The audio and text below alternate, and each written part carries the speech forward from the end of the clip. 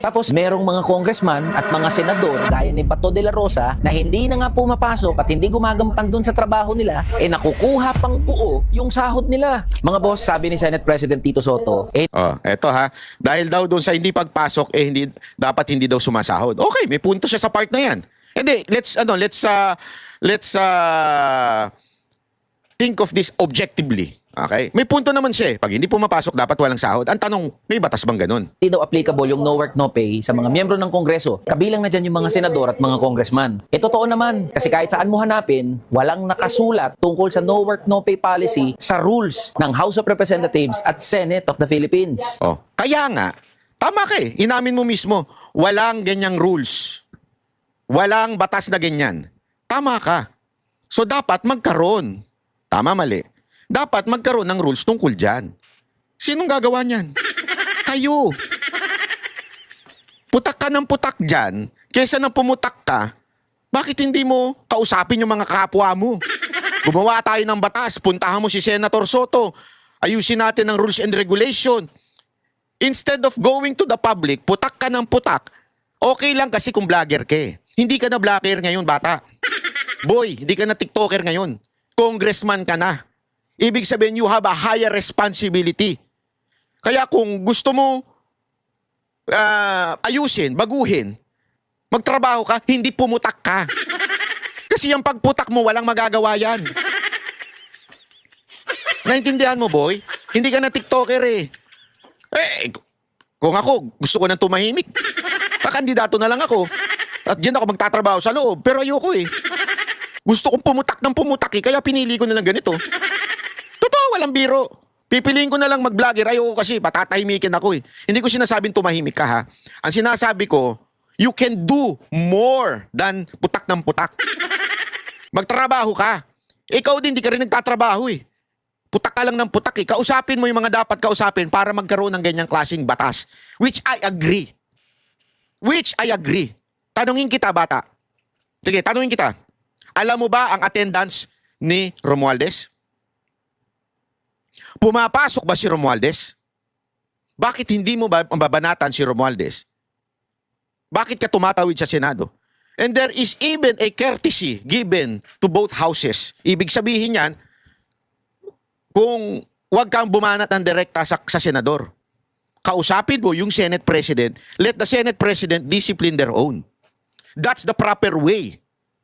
Ang pwede mong punahin ay yung kapwa mo, congressman. Tanungin kita, ilang senador, ilang congressman ang hindi pumapasok dyan at sumasahod? Bakit hindi yan ang tutukan mo, bata? Alam mo kung bakit? Ang hilig mo kasi sa content. Ang hilig mo kasi sa views. That's your problem. And that is something that you have to change because you are no longer a TikToker. You are a congressman. You are a representative. Dapat maintindihan mo yan, bata. Hindi yung putak ka ng putak, pati yung nasa Senado, again hindi ito pagtatanggol kay Bato. Sabi ko nga sa iyo, I am in favor of that. No work, no pay. Pag umabsent ang senador, bawasan din. Pag umabsent ang congressman, bawasan din. Pero for you as a congressman, sasabihan mo yung Senado, that is not a proper way. Out of courtesy ka, bata. Kung kami magsasabi, that's no problem. Mamamayang kami. Kami ang may karapatang magsabi niyan sa mga congressman at mga senador. Pero ikaw, bilang courtesy doon sa kabilang house, hindi mo dapat dinediretso. Ang kinakausap mo yung Senate President. Ginawa mo na ba? O puro daldal ka lang din? Ang tanong ko nga sa iyo pinuna mo ba lahat ng absent? Pinangalanan mo ba mga absent dyan sa Congress? Nga. Bakit? Takot ka kasi kasama mo? Yung tapang mo hanggang TikTok lang? Huwag ka na kasi sumausaw sa politika. Ipaglaban mo na lang yung mga manggagawa. Halatang halata ka, bata eh. Don't tell me, kinain ka na rin ng sistema sa kamera. Don't tell me, nabibigyan ka na rin ng blessings dyan. Kasi uso bigayan ng blessings dyan eh. Baka naman nabigyan ka na rin dyan. Tanong ko lang, magkano ba bigayan? Maging congressman nga ako. Oh, ito to. Pangatlo, yung sinasabi mong tapang-tapangan. Akala ko ba tapang-tapangan ka? Oh, hindi ka natatakot. Alam mo, ang totoong matapang, hindi yung lusob na lusob. Hindi ganun ang tunay na katapangan. Ang tunay na matapang, may utak, gumagamit ng utak, hindi yung lusob na lusob. Na alam mong wala kang laban dyan, lulusubin mo. Alam mong wala kang baril. Dahil matapang ako, lalaban ako sa NPA. Ano dala mo? Yan tok. Hindi katapangan na tawag ng katangahan yun.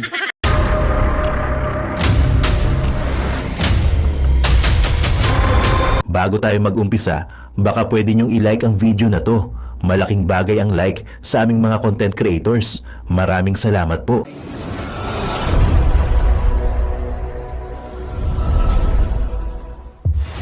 Ito nga ang bagong revelasyon ngayon ng bilyonaryo. Iniimbestigahan na ngayon ng bilyonaryo. Dapat tingnan din natin yung mga ganire. Ito. Panoorin natin to. Pero bago po mangyari ang mga ganyang klaseng usapan, ulitin lang po natin mga kababayan, baka naman pwede mag-subscribe na po kayo kasi sa mga nanonood, hindi nakasubscribe. Tila mas lumulutang pa ang kaugnayan ni dating Congressman Sam Versosa sa Maserati na lumabas sa expose video ni Saldico. Alamin kung bakit sa exclusive agenda report ni Joash Malimban. Iniimbestigahan na ng Bureau of Customs ang luxury car na nahagip sa umano'y expose video ni resigned Congressman Zaldico. Kasunod yan ng ulat ng Billionaire News Channel kung saan natukoy ng aming team ang official documents ng nasabing sasakyan.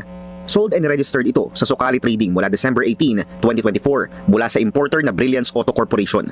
Matatanda ang inilahad namin sa unang bahagi ng aming ulat na na-trace ang registered address ng Sukali Trading sa building mismo. Sukali Trading, okay? Tandaan natin linawin natin. Para lang malinaw. Noy expose video ni resigned Congressman Zaldico.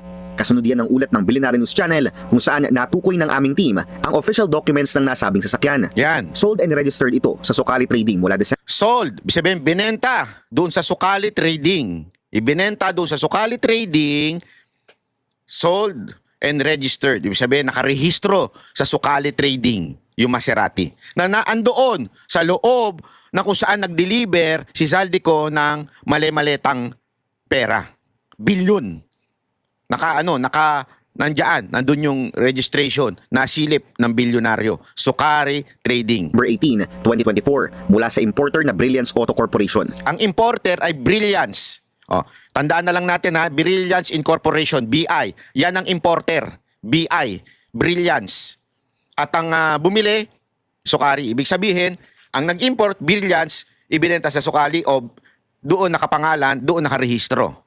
Matatanda ang inilahad namin sa unang bahagi ng aming ulat na na-trace ang registered address ng Sukali Trading sa building mismo ng networking company na Front Row. So, nasa building ng Front Row yung Sukali. Okay?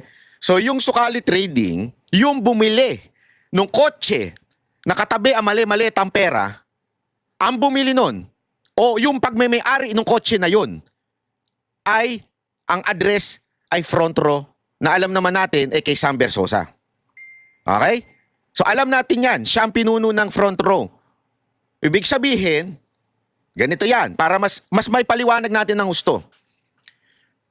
Ang bumili ng kotse na yon o may-ari ng kotse na nasa loob ng mga maleta na pera, nasa gilid, ay walang iba kung hindi naka-address at nakatukoy kay Sam Versosa.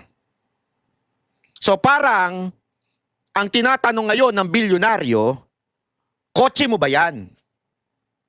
Kasi nakarehistro sa inyo yan. Sa address ninyo. Again, hindi pa sumasagot si Sam Versosa at this moment. Yan ang sabi ng bilyonaryo. Pero yan ang tinatanong ng bilyonaryo. Yang kotse na nakita na yan, nakarehistro yan sa Sukali at yung Sukali, ang address dyan mismo sa Front Row, which is yung Front Row ay pagmamay-ari ni Sam Versosa. O sabi nga nila, isa sa may-ari. Kasi gano'n naman ang networking usually corporation yan Co-founder nito ang celebrity at dating kongresista na si Billionario Sam Versosa. Ang kumpanyang Modena Motorsports Incorporated ang nag-iisang authorized distributor ng sasakyang Maserati sa buong bansa. Ilang beses naming sinubukan kunin ang panig ni Versosa. So yun ang isa sa mga ang exclusive distributor ng Maserati ay yung kumpanya na yon, which is ang nag-opening noon, ang nagpo-promote niyan, kahit tingnan nyo pa hanggang ngayon, ay walang iba kung hindi si Sam Versosa. Pero hindi ito kailanman tumugon sa aming mga mensahe. Kumonsulta kami sa ilang mga abogado at opisyal ng pamahalaan na may sapat na kaalaman pagdating sa kalakaran ng luxury car importation. Tumanggi silang magpakilala, pero ayon sa sources na aming kinonsulta, indikasyon ng conduction sticker na dumaan mismo mula sa kumpanyang Maserati patungong authorized distributor ang nasabing sasakyan. Muling nakakuha ang So, yung nag-i-import, sinasabi dito sa dokumento na to at nakausap nila, ay sure na naimbenta doon sa tao kasi meron na ngang conduction sticker. Rehistrado na, ika nga. News Channel ng ilan pang transaction documents. Sa isang BOC document, direkta ang importation ng kumpanyang Brilliance Auto Corporation sa kumpanyang Maserati mula sa Modena, Italy. So ibig sabihin, totoo, hindi lang isa ang in-import ng Brilliance. Okay? Nakuha rin namin mismo ang invoice ng Maserati sa Brilliance Auto para sa naturang sasakyan. April 18, 2022, issued ang order kasabay ng 2 pang Maserati MC20 Nako. at 3 Maserati Grecali GT. At hindi lang isa, ibig sabihin talagang nag-i-import yung Brilliance. Okay? Malinaw dyan na nag-i-import talaga sila ng Maserati. Ang kabuang halaga aabot sa $600,000 o approximately 35 million pesos. Ito ay kahit na ang Modena Motorsports nang dapat ang authorized distributor sa buong bansa. Ayon sa kinonsulta naming sources, isang malaking posibilidad na tinitingnan dito, pagmamay-ari rin ng company owner ng Modena Motorsports, ang Brilliance Auto. Kaya So, yun ang sinasabi kasi dapat yung Brilliance Motor lang ang maging exclusive distributor. Pero parang ang sinasabi dito, ay Brilliance hindi, yung ano pala, yung isa. So parang sinasabi dito, yung Modena Motorsports ay Brilliance ay isa. Iisa lang ang may-ari. Iniba-iba lang yung pangalan. ito nakakaangkat direkta sa Maserati sa Italy. Pinuntahan namin ang building kung saan addressed ang Brilliance Auto Corporation. Been waiting for more than 30 minutes kapag set ng appointment sa Brilliance Auto Corporation. So na wala kayo update sa atin. Pinag-antay yung reporter. Kapag set tayo makakuha tayo ng chance sa makausap itong Brilliance Auto Corporation. Matapos ang mahigit 1 oras na paghihintay, sinabi ng ilang staff ng building na wala pa raw maaaring kumausap sa amin. Sinubukan uli namin kunin ang panig ni Sam Versosa, pero muli, hindi ito tumugon sa aming mga mensahe. Patuloy rin namin kinuha ang panig ng DTI sa pagsisiyasat kung bakit Sige nga, baka makatulong yung DTI. Di ba yan yung Ewan ko, yan ba yung nagsabi nung nung 500 na Noche Buena? naka-address ang Sokali Trading sa building ng front row sa Quezon City, pero hindi raw muna sila magpapaunlak ng panayam. Para sa agenda, Ano kayang tinatago ng mga to? Bakit ayaw nilang itong DTI? Ayaw din ng... Kasi, maintindihan ko pa yung si Sam Versosa, although dapat din siya sumagot. Pero maintindihan ko pa siya kung hindi siya magsalita. Kasi ngayon, at the moment, talunan siya, so private citizen lang siya. So kung ayaw niya sumagot, at kung nga rin, abogado niya sasagot, walang problema yun. Pero ito, government itong DTI, dapat sumasagot ito. Maganda dyan, bilyonaryo, FOI niya yan. Ewan ko kung gumagana pa ngayon yun. Gago! Oh, di ba? Pero kung ako kay Sam Versosa, kung wala akong tinatago, kung walang discrepancy itong mga Maserati ko, bakit hindi ko magsalita? Kasi masisira yung pangalan ng Maserati pag hindi kayo nagsalita. Di ba? Baka mamaya, kesa bumili na yung mga tao ng Maserati, madadamay pa sila dyan sa issue na yan. Maganda, sagutin mo na yan para malinis mo yung pangalan mo at malaman na wala kang kinalaman doon. Kasi remember, yung address nung kung saan nakarehistro yung sasakyan na yun, na naandoon mismo sa maleta ay address ng iyong, alam naman natin, na pagmamay-ari o founder ka mismo doon sa front row. Pinagmamalaki mo pa nga yan . Di ba? So sana, sumagot ka. Sana lang. Wish natin yan kasi private citizen na nga siya. Kasi talunan nga siyang mayor ng Maynila. Tumakbo ba naman? Si Yorme ba naman ang kalaban? Hindi niya madadaan yung sa pamimigay ng mga kung ano man pinamimigay niyang spam. Kasi yan ang paandar niyan . Sa Maynila namimigay ng spam. Akala niya, spam Versosa, spam. Akala niya, alam mo, iba ang kalakaran sa Maynila. Hindi mo dadadaan sa ganyan. Iba kami dito sa Maynila. Ay, Totoo naman iba kami dito sa Maynila. Hindi kami nadadaan sa spam. Nadadaan kami sa isang Yorme, Isko Moreno, kung saan talaga nagtatrabaho, di ba? O ngayon, ipakita natin kung talaga bang si Sam Versosa ay owner o distributor or kung anong paman. Ito, meron siya mga video na kinuha ko mismo sa FB niya. Good morning. Today is a beautiful Tinanggal ko lang yung music kasi para hindi tayo makopyright. day kasi i-open natin yung newest Maserati showroom sa EDSA Green Hills. Ayan. I'm so excited that marami tayong bisita ngayon. Friends from the press, from media. So, marami tayong bisita. Ibig sabihin, pag sinabi mo marami tayong bisita ngayon, sa'yo yan. Di ba? Kaya sasabihin ko, may dumalaw dito. Ang dami kong bisita. Hindi ko pwede sabihin yung hindi sa akin yung pagmamayari yung lugar na yun. Di ba? Kasi ang tawag di sa akin, bisita lang din. Kung hindi sa akin yun. Sasabihin mo lang na marami tayong bisita kung akin yung lugar na yun. Di ba, magazines and Orlando Network nandito to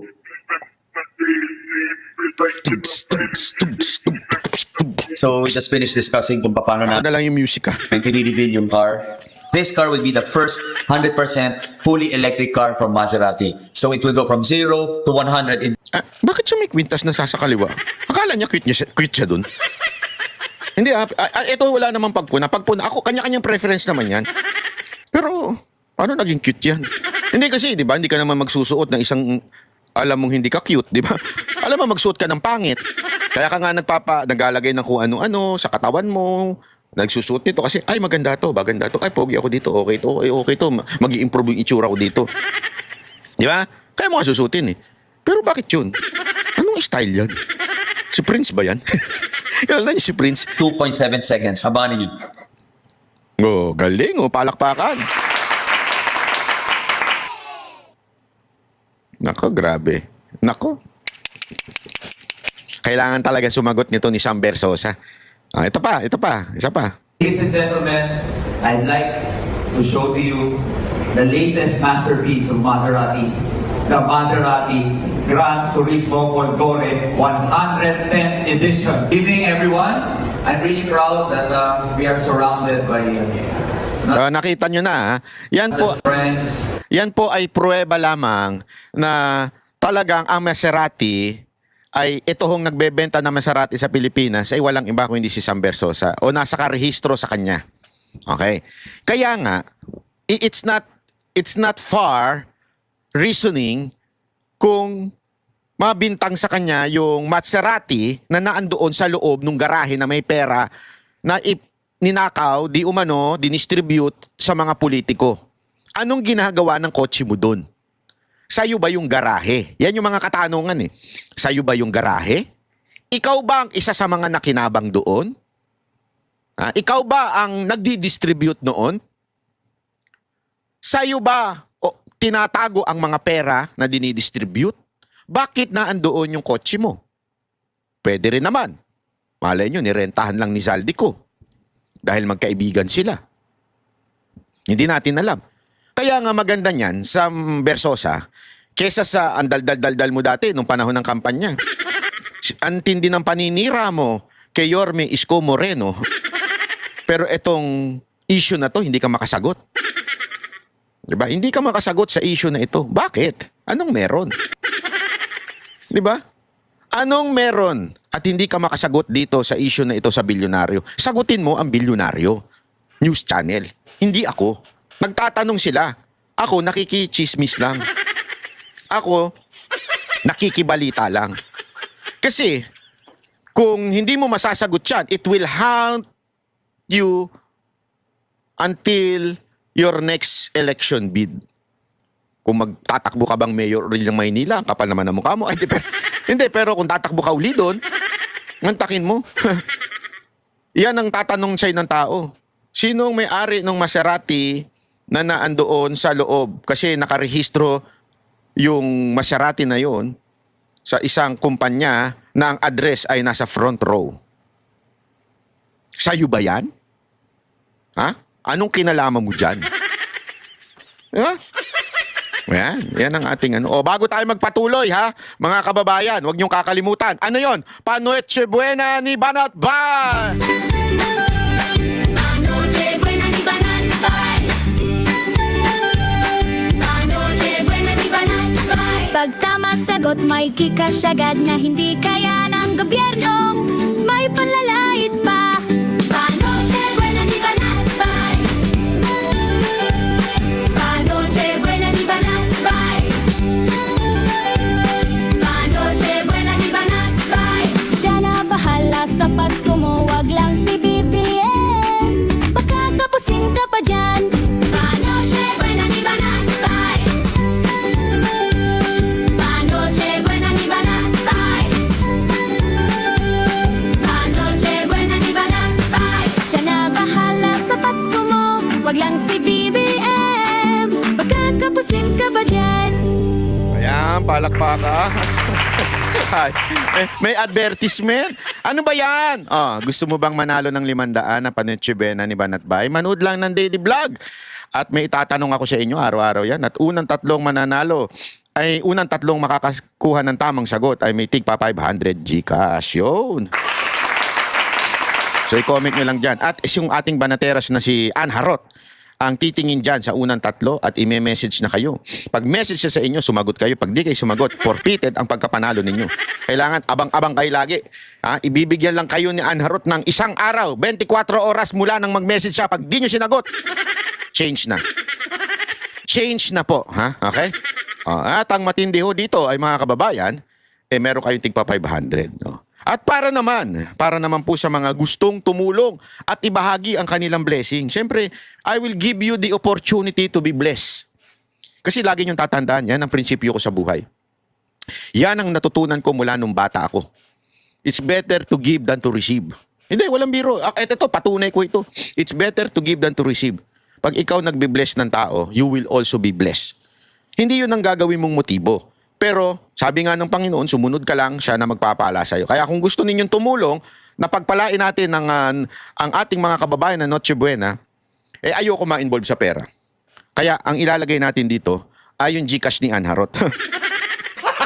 Gago! Para pag hindi niya ibinigay, kasalanan niya yan, di ba? Gago! So, kung gusto ninyong tumulong, pwede kayong magtulong dyan. Sabihin nyo na lang dito, i-comment nyo. Banat Bay, magbibigay ako kay Ann Harot na sagot ko ang 5 Panoche Buena nyo. Sisend ko dito. Sagot ko ang 10 Panoche Buena ninyo. Yan, isend nyo dyan kay Ann Harot. Yung Panoche Buena nyo lang, yung isesend nyo dyan, huwag yung isesend yung iba pang bagay, Panoche Buena lang. Para sa ipapamahagi ni Ann Harot. Tapos, i-screenshot nyo, ipakita nyo sa akin, o pakita nyo kay Ann Harot para may prueba. At tapos, si Ann Harot dapat ipamahagi yun. Pag hindi pinamahagi ni Ann Harot, sabi ko sa inyo, araw-araw kung yayariin dito yan si Ann Harot. Ibubulgar ko ang address niya, nakuha ko na yung address niya. Pati yung kanyang telepono, para puntahan nyo siya dyan sa Paris, bulabugin ninyo. Okay? Yan At yan tanong na yan, itatanong ko yan, unya-unya.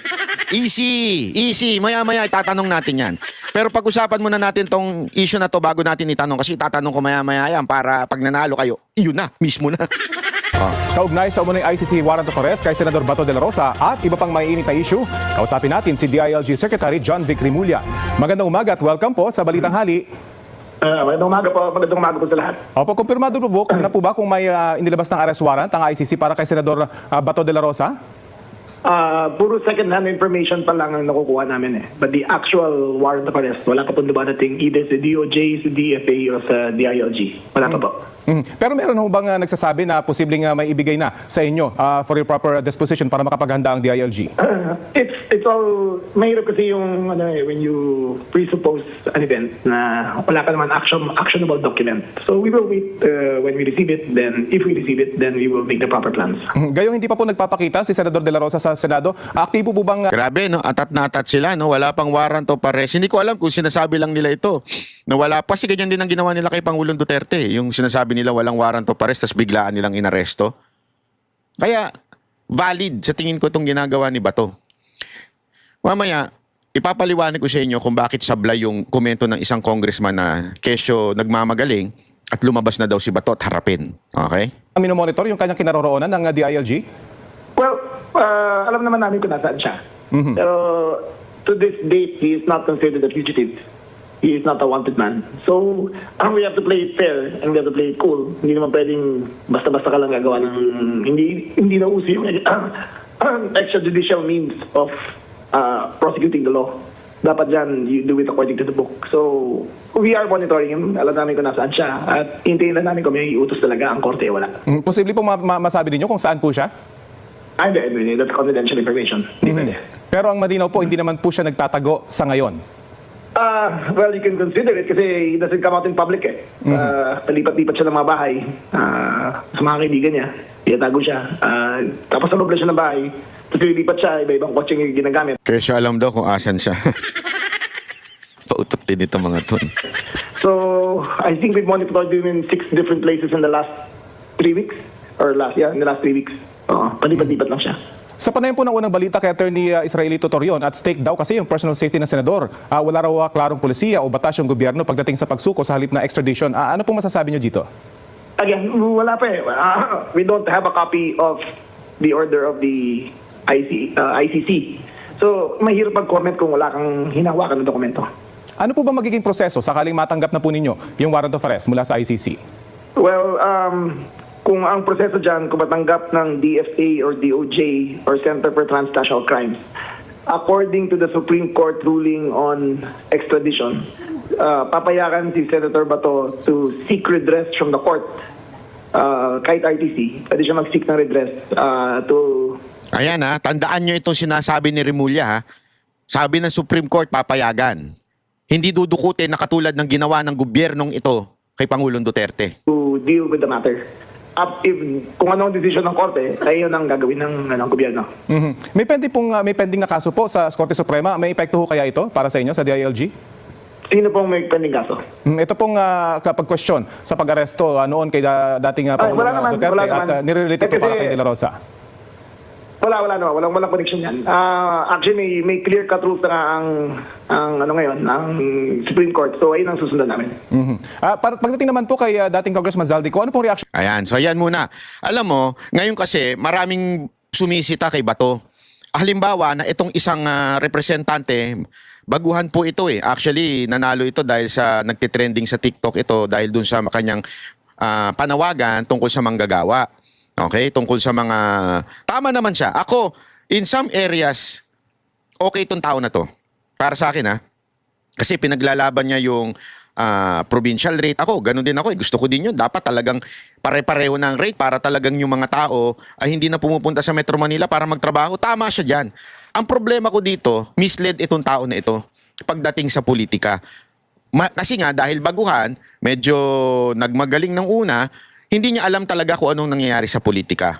Hindi niya alam kung anong panggigipit ang ginagawa ng gobyernong ito sa mga oposisyon o yung mga dating kaalyado ni Pangulong Duterte. Kaya nga bata, kung ako sa'yo, mag-aral ka muna. Huwag ka munang daldal ng daldal dahil oo, naniniwala kami doon sa prinsipyo mo, tama yun. Pero mali kasi yung application mo pagdating kay Senator Bato. Pag ordinaryong manggagawa, no work, no pay policy yan. Tapos merong mga congressman at mga senador gaya ni Bato de la Rosa na hindi na nga pumapasok at hindi gumagampan dun sa trabaho nila, nakukuha pang buo yung sahod nila. Mga boss, sabi ni Senate President Tito Soto, eto ha, dahil daw doon sa hindi pagpasok, dapat hindi daw sumasahod. Okay, may punto siya sa part na yan. Hindi, let's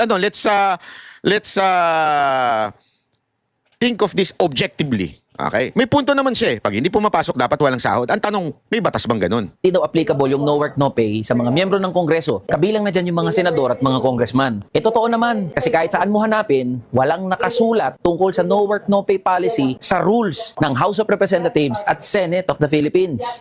Kaya nga, tama ka eh. Inamin mo mismo, walang ganyang rules. Walang batas na ganyan. Tama ka. So dapat magkaroon. Tama, mali. Dapat magkaroon ng rules tungkol dyan. Sinong gagawa niyan? Kayo. Putak ka ng putak dyan, kesa nang pumutak ka, bakit hindi mo kausapin yung mga kapwa mo? Gumawa tayo ng batas, puntahan mo si Senator Soto, ayusin natin ang rules and regulation. Instead of going to the public, putak ka ng putak, okay lang kasi kung vlogger ka eh. Hindi ka na vlogger ngayon, bata. Boy, hindi ka na TikToker ngayon. Congressman ka na. Ibig sabihin, you have a higher responsibility. Kaya kung gusto mo ayusin, baguhin, magtrabaho ka, hindi pumutak ka. Kasi yung pagputak mo, walang magagawa yan. Naintindihan mo, boy? Hindi ka na TikToker eh. Kung ako, gusto ko nang tumahimik. Kakandidato na lang ako. At dyan ako magtatrabaho sa loob. Pero ayoko eh. Gusto kong pumutak ng pumutak eh. Kaya pinili ko na lang ganito. Totoo, walang biro. Pipiliin ko na lang mag-vlogger. Ayoko kasi, patatahimikin ako eh. Hindi ko sinasabing tumahimik ka ha. Ang sinasabi ko, you can do more than putak ng putak.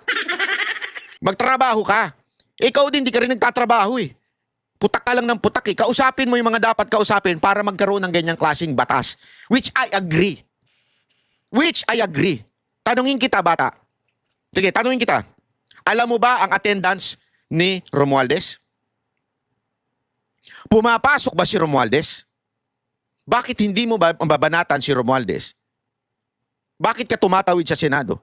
And there is even a courtesy given to both houses. Ibig sabihin yan, kung wag kang bumanat ng direkta sa senador, kausapin mo yung Senate President, let the Senate President discipline their own. That's the proper way.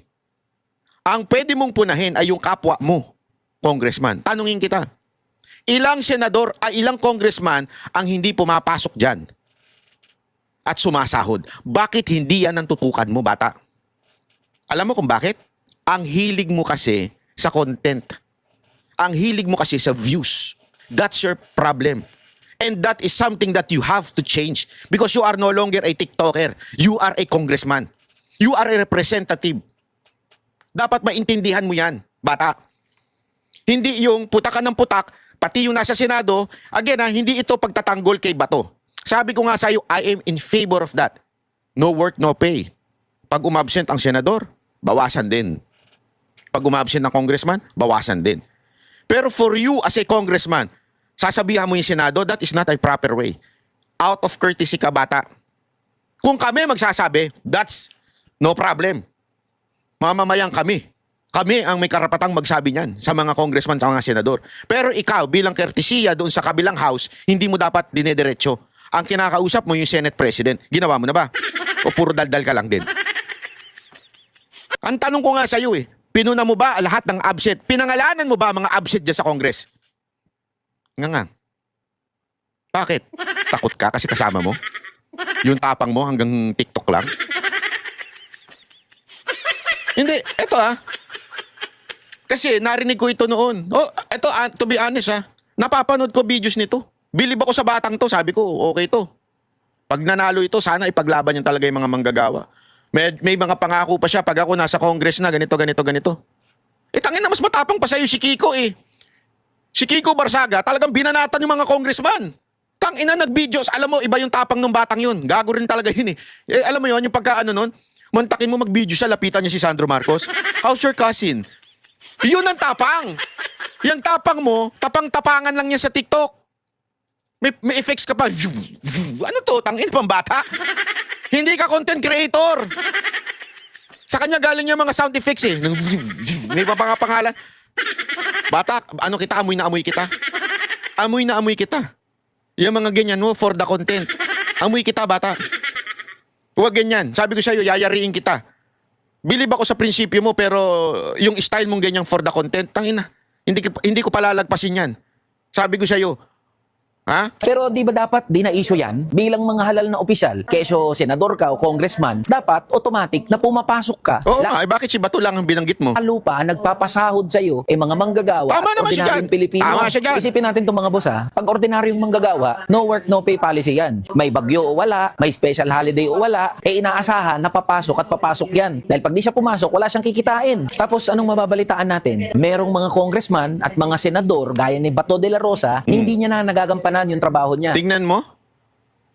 Si Bato lang? Umattend ng mga committee hearings, gumawa ng mga batas. At itong nakaraan lang, budget deliberation sa Senado, hindi nga siya nagpakita. Tapos, buong-buo niyang makukuha yung sahod niya at mga benepisyo ng opisina niya. Tapos, ano ba naman yung maririnig namin na dahilan mo kung bakit hindi ka nagpapakita? Na meron kang kaso na inaharap at maaari na servan ka ng warrant of arrest? Ang manggagawa, ordinaryong manggagawa, kahit may problema yan o wala, may sakit yan o wala, may humahabol, may humahanting dyan o wala, papasok at papasok yan para makuha niya ng buo yung sahod niya. Sablay na naman siya dito. Akala ko ba, Senator Bato, matapang ka, harapin mo yan. Ito dito kasi sablay ito Ikinumpare niya sa ordinaryong Pilipino yung kaso ni Bato. Sa ordinaryong Pilipino, hindi naman ICC kumaso sa kanya. Ang kalaban niya, hindi naman po politika. Ang kalaban niya ay dahil may ginawa talaga siyang mali. O inaakusahan siyang gumawa ng mali. At as a matter of fact, there is such thing as due process. Doon sa ginawa niyang mali. Bibigyan siya ng kapagkakataon, sumagot ng counter affidavit. May mga sistema yan, questionin niya ang legality o yung venue. There are a lot of ways to do it. In other words, there's such thing as due process. Pero kay Bato, walang due process. Bakit? Kung nasabi yan. Yan ang ginawa nila kay Pangulong Duterte, na which I do not know kung alam mo ba ang details o hindi. Malamang sa malamang, iba ang nafi-feed sa'yo. Kasi may pagka-Gen Z ka. Pero alam na alam mo na illegal ang ginawa kay Pangulong Duterte. That's a extrajudicial kidnapping ang ginawa sa kanya. O extrajudicial, ang tawag doon? Extradition. Bakit? Our extradition laws says, pag hinuli, may pagkakataon pa siyang sumagot sa husgado. Pagkahuli, pwede silang bigyan ng bail for the meantime habang sinasagot yung kaso. That's the process of extrajudicial which is confirmed by the Supreme Court. Ewan ko kung alam mo yan, bata. O nagtatanga-tangahan ka lang. O talagang sadyang tanga ka dyan. Yan ang issue doon. Ginawa na nila yan kay Pangulong Duterte. They did not give him the chance to answer in our local courts, which confirmed by the Supreme Court that it has to pass due process. Hindi ginawa kay Pangulong Duterte. Presidente yon dati. Same ICC warrant ang ibibigay kay Bato. So ibig sabihin nun, what they did before, pwede nilang gawin din ngayon. Even if sabihin pa nila there is already a Supreme Court decision or memo, pwede pa rin nilang gawin ngayon yan kasi sila ang batas ngayong araw na itong panahon na ito. Alam mo ba yan, bata? O nagtatanga-tangahan ka o tanga ka talaga? Di ba? Tingnan mo na maigi. Yung issue kay Bato is political. Yung comparison mo, sablay. Yung analogy mo, sablay. Kasi di naman ICC yun eh. Iba ang ICC issue at itong mga local, sabi na nating local na criminal na inaccuse sa kanila, iba yun. Ito, politikang politika. Hindi mo alam? Huwag ka na kasi sumausaw sa politika. Ipaglaban mo na lang yung mga manggagawa. Halatang halata ka bata eh. Don't tell me, kinain ka na rin ng sistema sa kamera. Don't tell me, nabibigyan ka na rin ng blessings dyan. Kasi uso bigayan ng blessings dyan eh. Baka naman nabigyan ka na rin dyan. Tanong ko lang, magkano ba bigayan? Maging congressman nga ako. Oh, ito to. Pangatlo, yung sinasabi mong tapang-tapangan. Akala ko ba tapang-tapangan ka? Oh, hindi ka natatakot. Alam mo, ang totoong matapang, hindi yung lusob na lusob. Hindi ganun ang tunay na katapangan. Ang tunay na matapang, may utak, gumagamit ng utak, hindi lusob na lusob. Na alam mong wala kang laban dyan, lulusubin mo. Alam mong wala kang baril, dahil matapang ako, lalaban ako sa NPA. Ano dala mo? Yantok. Hindi katapangan na tawag ng katangahan yun.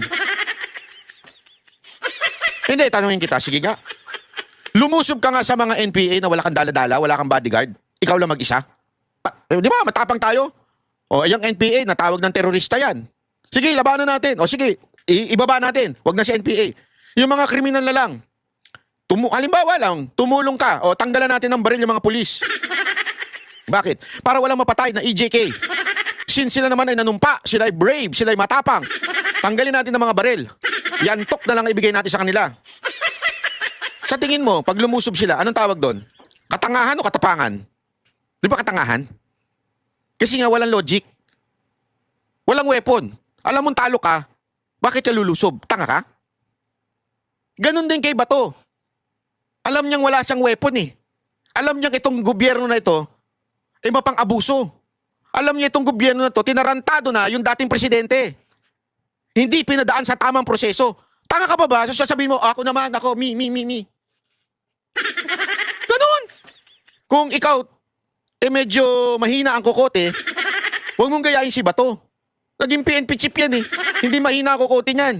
Mga kalbo matatalino. Tandaan nyo yan. Gago! Kaming mga kalbo matatalino talaga yan. Kaya nga kami na kalbo, bakit? Overwork yung utak namin. Gago! Kaya nagkalagis-lagis yung buhok namin. Di ba?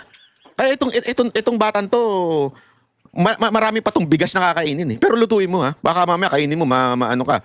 Wala ko ba bring it on at hindi ka natatakot sa kung ano man yung kaso na isasampa o maaaring warrant of arrest na ihain? Alam mo, ito nga eh, sabi nung kanyang abogado na si Atty. Torion, bigyan siya ng assurance na didinggin ang kaso muna dito sa Philippine Court bago siya ipadala doon. Haharap siya.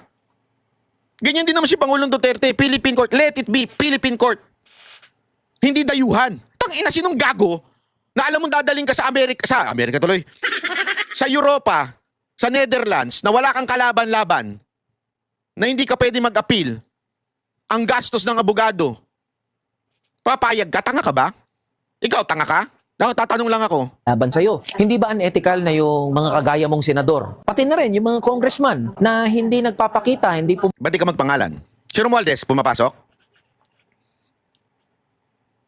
Patunayan mo na hindi ka political. Patunayan mo na hindi ka nabibigyan diyan sa kamera.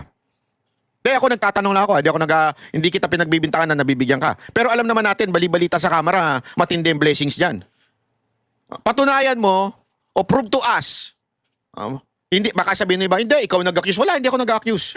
Baka sabihin niya kasi ikaw nag-accuse, ikaw magpatunay. Hindi ako nag-accuse, bata. Yang akusasyon na yan, alam na nahuyan na hindi lamang po ako nagsabi niyan, pati yung mga congressman na nagsabi na pumirma sa impeachment ay nakatanggap. Hindi ho ako congressman nagsabi nung kapwa nila nagsabi nun. So lahat ng sumusunod sa kwento ng pamamahala ng Kamara ay nakakatanggap ng blessing. Sige nga, kung talagang totoo yan sinasabi mong mga manggagawa mo, kasi gamit na yung manggagawa mo eh. Gamit na gamit mo na. Nanalo ka na nga eh, gamit na gamit mo sila eh. Di ba? Punahin mo nga si Romualdez. Kasi balita ako, hindi naman daw pumapasok yan dyan eh. Balita ko lang. Unless, mapatunayan mo sa akin pumapasok si Romualdez. Papatunayan mo sa taong bayan na pumapasok si Romualdez. Kung hindi, bullshit siya sinasabi mo kay Bato. pumapasok, kumukuha pa rin ng sahod kahit walang ginagampanan na trabaho. Paalala ko lang sa inyo SG31 kayo. 300,000 kada buwan ang tinatanggap ninyo, pumasok kayo o hindi. Kung ano ang pamantayan na ginagamit sa mga ordinaryong manggagawa, ganun din dapat ang gamitin sa atin ng mga halal na opisyal. Kung no work, no pay ang isang ordinaryong manggagawa, ganun din dapat tayo. Kung sila ay nalilate at nababawasan ng trabaho dahil late nga sila, at kadalasan nag-overtime pero walang overtime pay, yung iba pumapasok pa ng Sabado, Linggo, at doon sa mga rest day nila, dapat ganun din ang asahan sa atin ng mga halal na opisyal. At sa'yo, Senator Bato de la Rosa, magpakita ka na, pasok ka na, ilabas mo yung tapang mo, wag lang puro sa press release. At sa mga kabaro natin, ng mga public official, mga Ako, ganito, Eli, ilabas mo rin yung tapang mo. Huwag kang puro daknyak. Huwag kang puro daldal. Bayot lang ang ganyan, yung puro daldal. Ilabas mo yung tapang mo, punahin mo yung leader ninyo. Punahin mo yung mga kapwa mo congressman na hindi pumapasok. Bakit si Bato lang ang focus mo? Napapaghalataan ka, bata. Sa bagay, may resemblance kayo ni Romualdez. Di ba? Punahin mo. Labas mo din tapang mo. Punahin mo yung leader nyo. Wag lang puro si Bato. Ano to? Gaguhan? Puro si Bato? Ba't di nyo ilabas yung tapang mo? Asa na yung mga leader nyo dyan? Si Romualdez, asa na? Pumapasok ba? Ba't di mo punahin? Wala ka pala, bata eh. Pag hindi mo pinunayan, may ibig sabihin yan. Bless ka na rin. Pag hindi mo pinuna ang pag-absent ni Romualdez, bless ka na rin. Ama naming Diyos na makapangyarihan sa lahat, salamat po sa iyong pagmamahal na hindi nagmamaliw. Sa gitna ng kaguluhan sa aming bansa, turuan niyo po kaming magtiwala sa iyong hustisya at hindi sa hustisya ng tao. Linisin niyo po ang aming mga puso at ituro niyo po ang tamang daan ng katotohanan at pag-ibig. Tulungan niyo po kaming maging ilaw sa gitna ng dilim at ipakita sa mundo na may pag-asa pa sa pangalan ng aming Panginoon Hesus. Salamat po sa pag-ibig po ninyo at salamat sa pagdinig ng aming mga panalangin at iligtas niyo po kami. Sa pangalawa po ninyong pagparito at patawarin po kami sa lahat ng aming mga pagkukulang at pagkakasala, sapagkat ito po ang aming samot hiling sa matamis na pangalan ng aming Panginoon Hesus. Amen. Sa lumang silid, mag-isa kang tahimik. Walang kamera, palakpak ay wala na. Ngunit sa bawat pader ng bayang iniwan mo, may pangalan mong di na mabubura.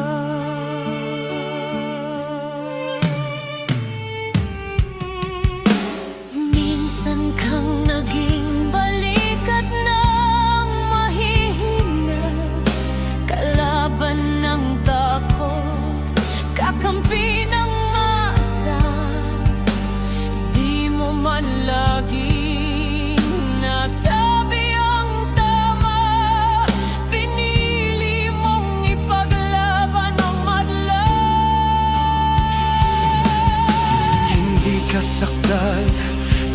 kaya naming lahat, pero tumindi ka nang walang pag-atras. At ngayong pagod ka na, tatay, kami naman ang sasalo ng bawat bigat.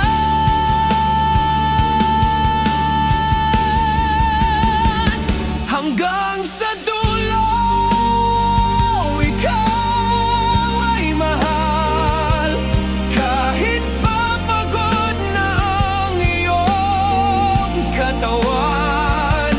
Tatay, salamat sa iyong paglaban. Ngayon, kami naman hanggang sa dulo. Di ka namin iiwan. Ang kwento mo'y dala ng bayan.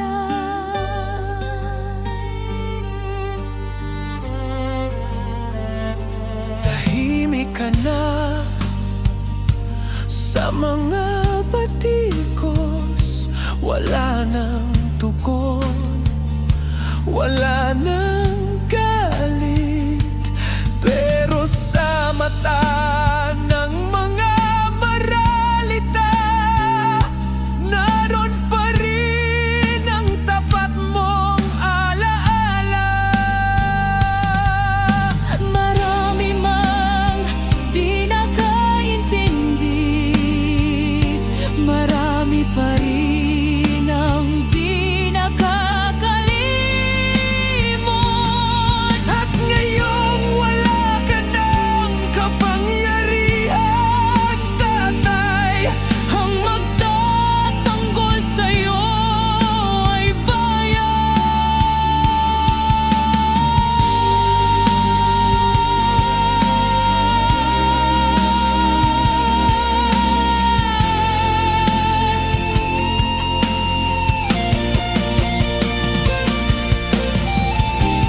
hindi ka nag-iisa kahit ngayon.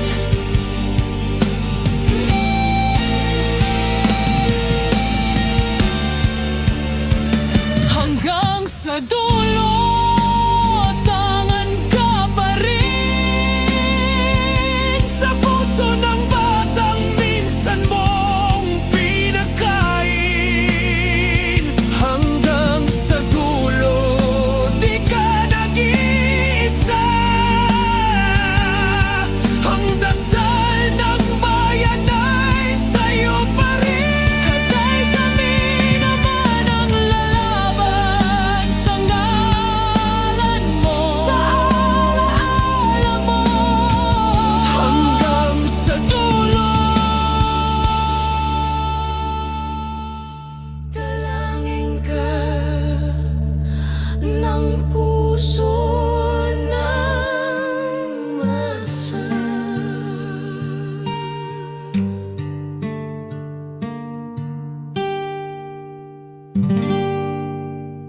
At yun na nga mga kababayan, ano na ang masasabi mo? Kung mayroon kayong hinaing at komento patungkol sa balitang ito, please comment down below. Pag-uusapan natin yan sa comment section. At kung nagustuhan nyo ang video, ay huwag kalimutang mag-like at i-share na din para mas marami pang makaalam at umabot ito sa marami sa ating mga kababayan. Maraming salamat po. Mabuti pa ang sardinas, may label. Eh tayo, wala. Oo nga pala.